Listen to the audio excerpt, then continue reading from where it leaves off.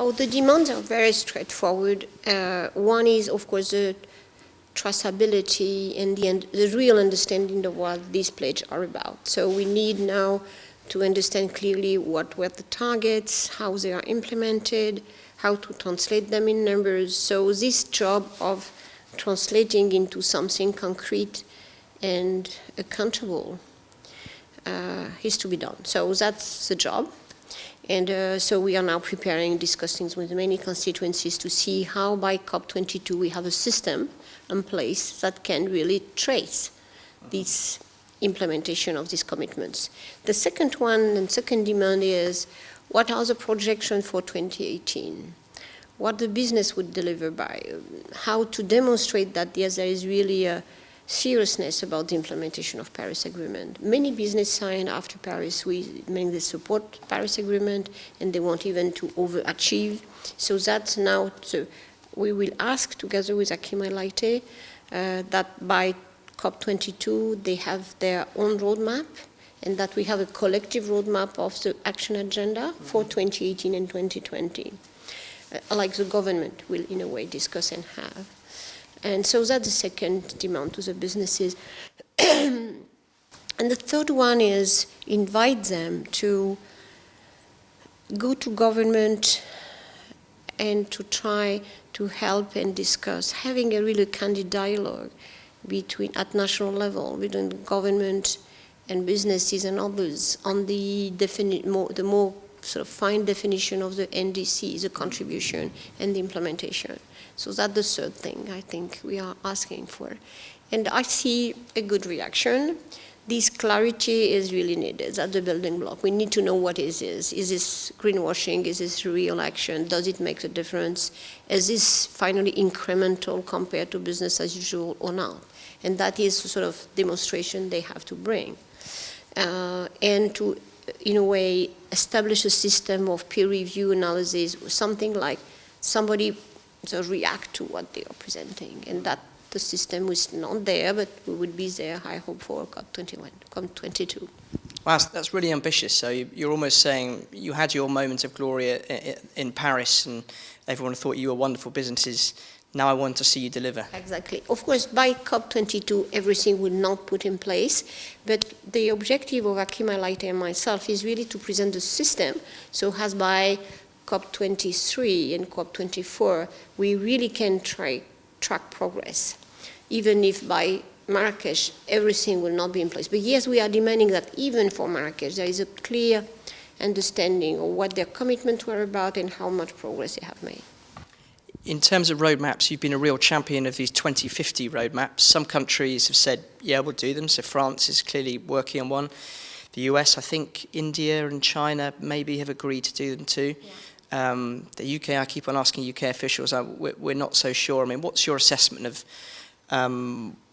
how countries are responding to these? Because for you, these clearly seem to be a priority. Yeah, it is one of my 3 priorities. I do think that we have to put in place a system where there is really a positive interaction, positive, nice competition between governments and others to do these roadmaps. And of course, there are countries that are very, very decided. US is very decided. China has prepared, it's almost there. And other countries. So there certainly is a major economic forum would be a place where we'll be discussing already that in September maybe.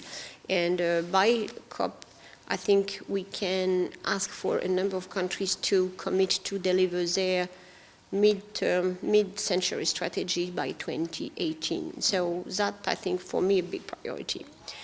Having all countries to do that, or the major countries have done that by 2018 at the latest.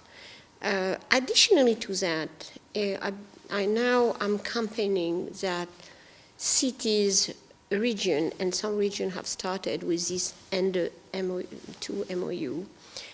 Businesses can put forward their mid-century strategies too. Why? Because in a way, this will be a set-in-stone exercise. The government would launch some vision of their mid-century targets and pathways. There will be sequentially iteration of this vision because of the new information.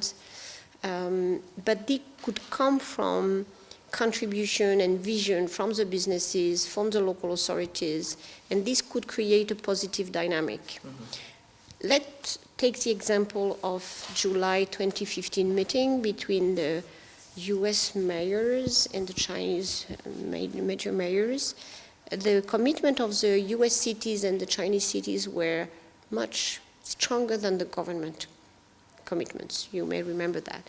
And so that type of positive, yes, it can be done, and how, I think, so my ideal is to establish a platform where you have this exchange of views and ideas and scenarios between government, business, and local, subnational sort of elements, telling what they are their vision of the 2050 years. And this would, in a way, incentivize government to be maybe more optimistic about what they can deliver. Mm-hmm. And yes, it would be, that's one of my 3 priorities. Interesting. 2 more quick questions. One is about the G20 and fossil fuel subsidies. We had Rachel Kite speaking to her earlier this week, and she said, in terms of financial flows, it's essential these subsidies for oil, gas, and coal and whatever are cut. Do you have any sense whether the G20 is committed to that, and does France have a position on when it will cut subsidies to those industries? Of course, we have a plan of establishing a carbon price, sort of floor price, for at least energy, and in particular electricity. Doesn't solve all the problem, because you have some sectors of the economy who are demanding for these subsidies, in particular the agricultural sector and the fisheries as well. So that the 2 sectors are really asking for support. But really the direction is really to phase down and to eliminate this. I don't have a sense where the G20 countries are. The group is functioning, people are committed to do that.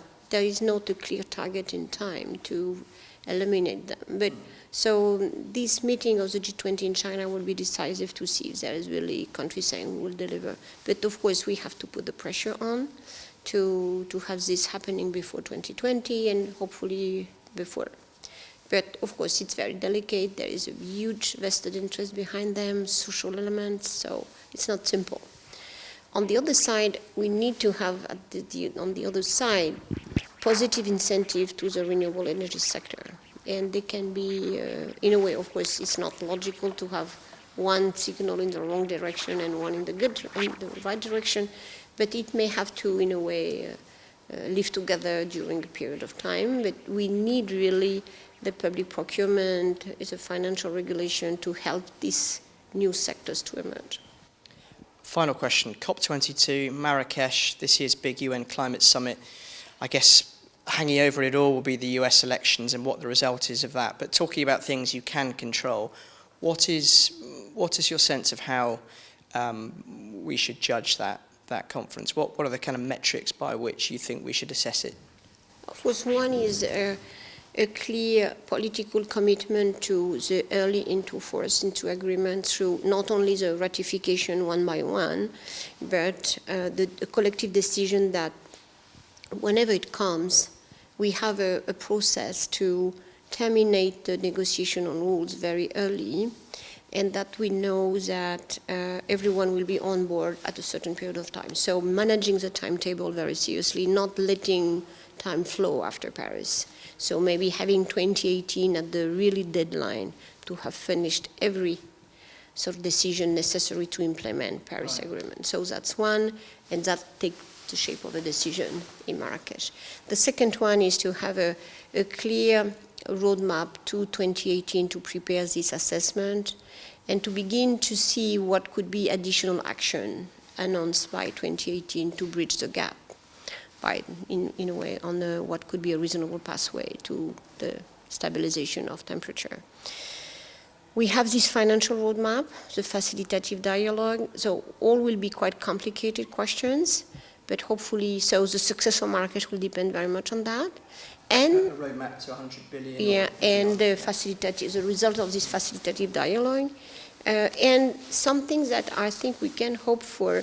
A number now of financial institutions and donors begin to support the early implementation of the national contribution. And that I think I would hope to see launched in Marrakech as a mechanism of, on one side, the capacity building mechanism for countries that needed to develop more their plans, and already a platform of organization on the financial side to respond to the government plans. And that would be a big success if we have this in Marrakech.